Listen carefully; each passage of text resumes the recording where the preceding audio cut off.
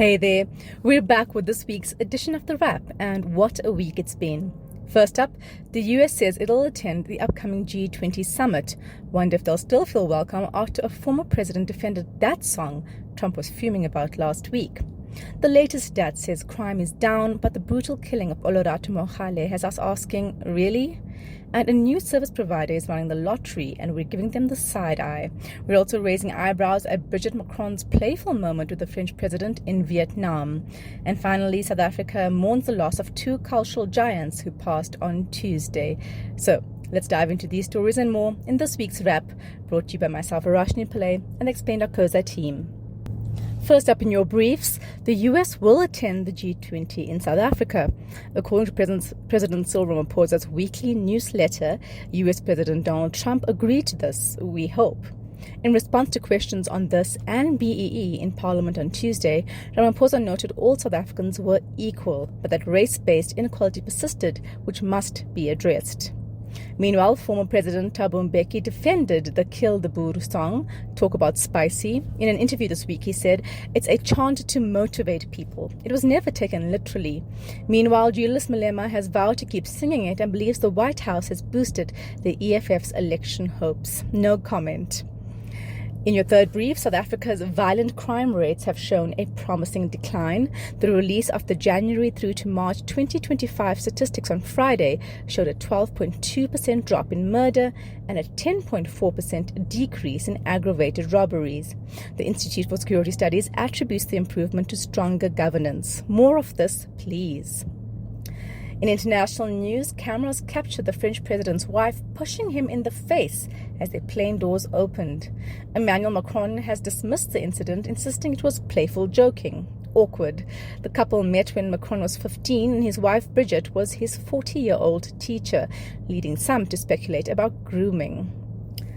Back in South Africa, a politically exposed company won the bid to run South Africa's lottery, and those who lost are not happy. Trade Minister Parks Tau awarded the 90 billion rand 8-year license to Sizekaya Holdings. The decision will likely be challenged in court. Separately, a high court effectively gave incumbent Ituba 5 months to hand over to a new operator, which they say is not financially viable. Remind us why we need a lottery again? In other news, ICASA is probing the illegal use of Elon Musk's Starlink satellite services in South Africa. Meanwhile, government is mulling changes to BEE rules to let foreign firms like Starlink invest in local development instead of selling equity. Many South Africans are not happy, saying it's bending the rule just for Musk. Officials insist it's about boosting rural internet access. And Olorato Mongale was murdered on a first date. The 30-year-old Wits University master's student was killed on Sunday in Johannesburg despite informing a friend of her plans, sharing her location, and keeping her phone's location services active. Loved ones frantically searched for her when they realized something was wrong, but it was too late. Police have intensified the manhunt for 3 suspects. 2 beloved South African figures passed away on Tuesday. Tsotsi actor Presley Chweneyagae died aged 40 due to breathing complications, according to his family. And radio DJ Darren Scott, aka Just Plain Darren, passed at 61 following a decades-long battle with skin cancer. Our thoughts are with their families. Meanwhile, Kelly Smith, Jagwan Apollos, and Stefano van Rijn were sentenced to life imprisonment today. This was for kidnapping and trafficking of then 6-year-old Jocelyn Smith. Judge Erasmus pointed to premeditation and the convicted showing no remorse for their crimes in delivering the sentence. Jocelyn remains missing, but thankfully justice has been served. And finally, Kardashian momager Kris Jenner got a new facelift that has everyone talking. She debuted her new face in Paris earlier this month, partly to attend Lawrence Sanchez's star-studded bachelorette party. Sanchez is due to marry Amazon founder and billionaire Jeff Bezos. It's all giving Hunger Games, if we're being honest. Moving on to your biggest story, South Africa and the United States appears to be turning the page on a rocky chapter, with President Cyril Ramaphosa hailing his recent Washington visit as a turning point for trade and diplomatic relations. At the heart of the renewed engagement is a proposed deal that would see South Africa purchase around 1 billion rand a year worth of liquefied natural gas, LNG, from the US annually for 10 years, a move aimed at averting steep tariffs and boosting bilateral trade. In exchange, South Africa would secure duty-free access for 40,000 vehicles, 385,000 tons of steel, and 132,000 tons of aluminium exports to the US during this time. This comes after a tense Oval Office meeting last week between Ramaphosa and Donald Trump, a moment we previously told you about, where Trump aired a controversial video and raised concerns about crime in South Africa.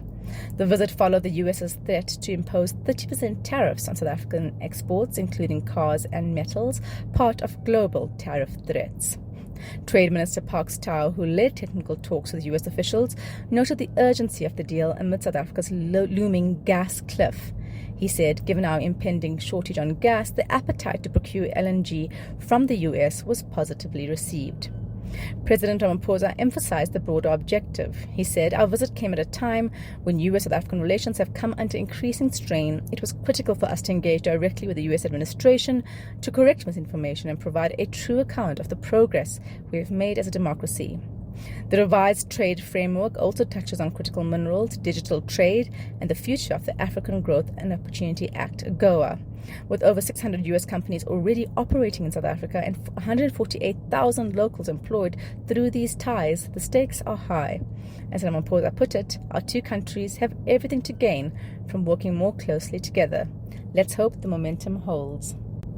Introducing a new section, our reader poll. You've heard all about the Trump administration granting asylum to around 49 white Afrikaans South Africans under a controversial refugee program.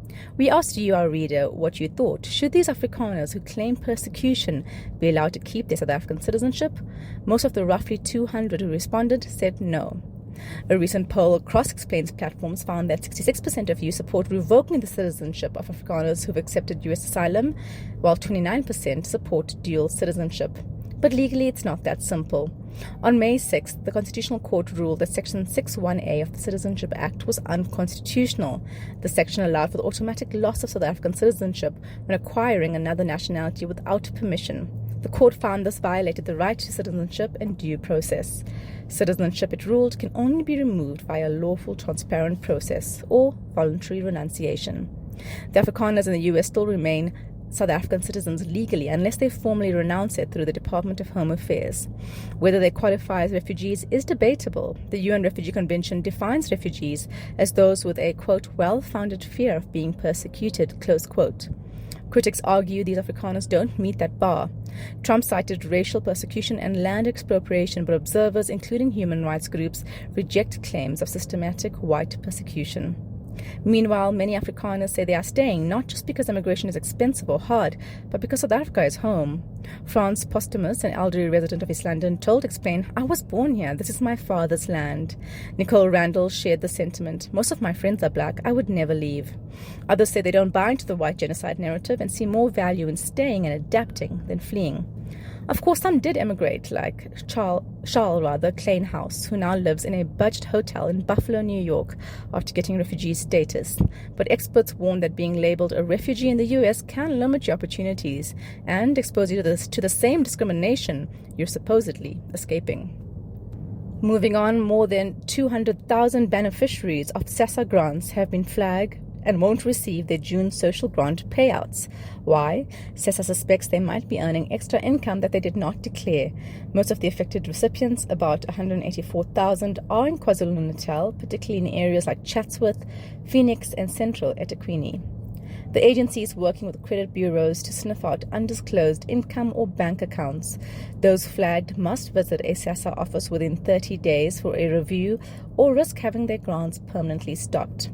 This is part of Regulation 30 of the Social Assistance Act, which requires beneficiaries to report changes in their financial situation. New job or bank account? Tell SASSA. Said SASSA's Paseka Letsatsi, this initiative aims to ensure beneficiaries confirm any changes in their financial circumstances and update their personal details. Treasury's new rules mean grant recipients now face monthly income checks, and SASSA is also rolling out biometric verification for those without a standard South African ID number. KZN SASSA head Tamo Mzobe put it bluntly, this grant is meant for poor people, for those who do not have an income. Even if someone has been flagged, SASSA is urging all beneficiaries to update their details and to upgrade from the old green barcoded ID to a smart ID card to prevent fraud. SASSA has also dismissed rumors of double grant payments, calling the claims misinformation. With over 25 million South Africans relying on grants and a budget of 284 billion rand for the year, SASSA says it's under pressure to ensure support reaches those who need it most while keeping the system fair and fraud-free. For those with questions, SASSA has advised in seeking information directly from official channels, not your cousin's Facebook post. Meanwhile, earlier this month, prosecutors announced they had dropped charges in the high-profile Matatiele rape case involving a 7-year-old girl, publicly known as Nkwe, saying no foreign DNA was found on the child. The case sparked national protests last month under the #JusticeForNkwe hashtag, and now people are asking how justice slipped through the cracks. The alleged rape happened at Bergview College in October 2024. Nkwe's mum accused the school principal, Jaco Pieterse, of refusing to do a DNA test, and the issue became a hot point across social media. Why wouldn't Pieterse provide a sample if he wasn't guilty, as he said? But here's the catch. Pieterse was never officially a suspect, so legally, police could not force him to give a sample. Advising Pieterse was AfriForum's private prosecutions unit, who said their client was never a suspect and that DNA can only be taken with solid legal grounds. Speaking to Explain, their spokesperson Barry Bateman confirmed that on 12th of February this year, the police asked Pieterse for a DNA sample.